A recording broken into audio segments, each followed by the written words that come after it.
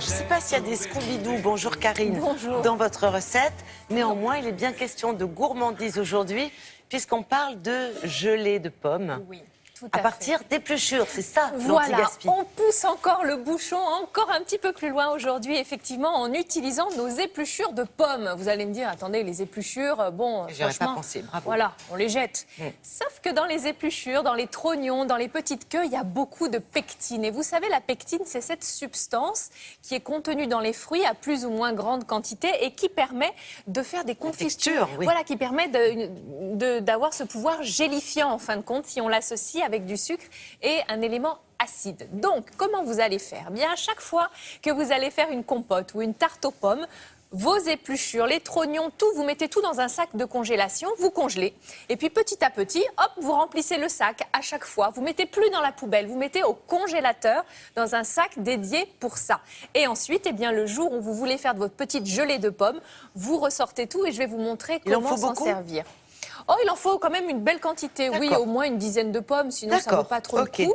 Et puis, cette gelée de pommes, vous allez pouvoir la mettre sur vos tartines le matin en nous regardant.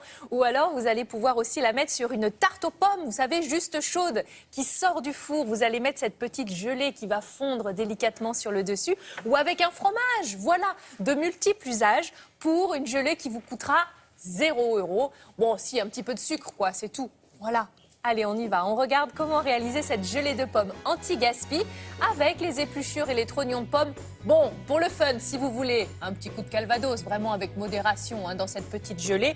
Du citron, ça c'est indispensable. Et puis du sucre. C'est pas obligé de mettre du sucre à confiture puisque justement le gélifiant est contenu. Donc vous voyez, toutes mes épluchures, je les mets avec de l'eau à hauteur dans une casserole. Ça, c'est la première étape. Je vais ajouter un jus de citron et je vais laisser mijoter à feu doux pendant 1 heure, à couvert, sinon ça s'évapore et on n'a plus de liquide. 1 heure plus tard, je récupère tout ça, je me mets sur un tamis, je vais bien presser pour bien recueillir le jus. Et vous voyez, je suis au-dessus d'une balance car je vais mettre le même poids en sucre.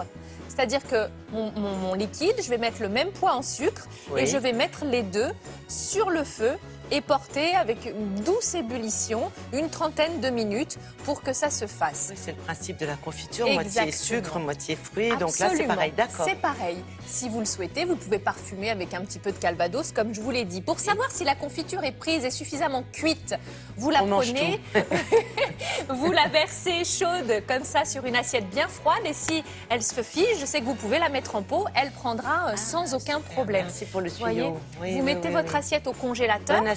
Et avant de mettre en pot, pour savoir si vous l'avez laissé suffisamment cuire, vous mettez une petite goutte sur l'assiette bien glacée. Si la confiture prend, eh bien, c'est qu'elle peut être mise en pot et qu'elle va ensuite prendre et figer. Ça se conserve très très bien.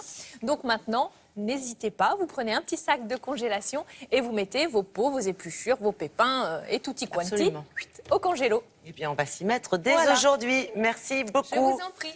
Connaissez-vous l'Université de la Singularité ?